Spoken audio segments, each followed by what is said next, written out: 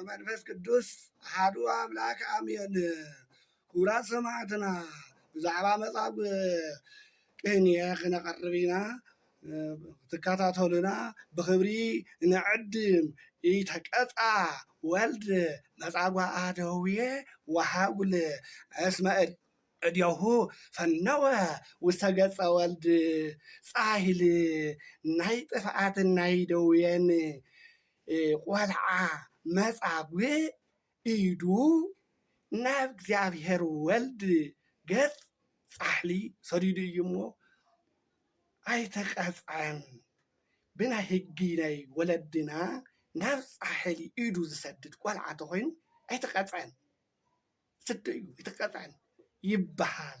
ንወርቁ ደሞ 38 ዓመት ዝኣክል ኣብ ዓራት ተጣቢቁ ዝነበረ መጻጉዕ ጎይታና መድሓኒትና ኢየሱስ ክርስቶስ ተንሥእ ንሰዓረተከ ኢሉ ዘድሖኖ ዘተስኦ ብዕለት ዓርቢ እግዚአብሔር ወልድ ገጹ ስለ ዝጸፍዖ እዩ።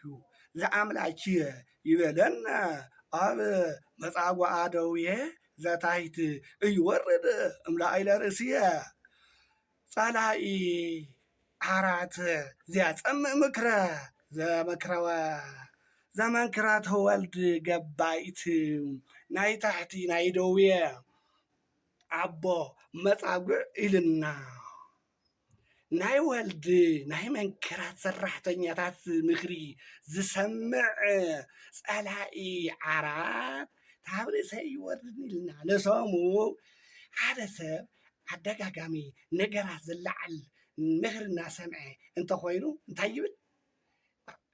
ካብ ርእሰይ ይወርደለይ ከምዚ በለኒ ከምዚ ገበረኒ ከምዚ ይብል። እቲ መጻጉዕ ደሞ ተንሳ ወነስአ ዓራቶ ኣተወ ቤቶ ከምቲ ዝበሎ ቅዱስ ያሬድ ኣብ ርእሱ ተሸኪምዎ ስለ ዝኸደት ዓራት እዩ። ሳይልከ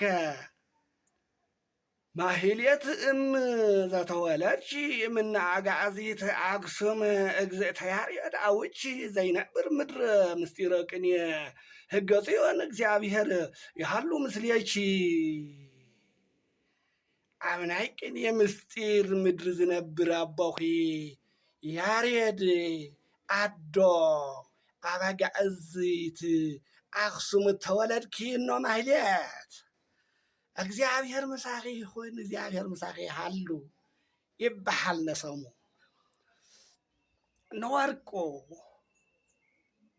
ንወርቆ ደሞ ማህሌት ኣብ ቅዱስ ያሬድ ኣብ ኣክሱም ከም ዝጀመሮ ሕገ ጽዮን ኣክሱም ድማ ብሕጊ ንዘለዓለም የንብርኪ እንትብል ተሎ ኢሉ ማለት ወስብሐት ለእግዚአብሔር ወለወላዲቱ ድንግል።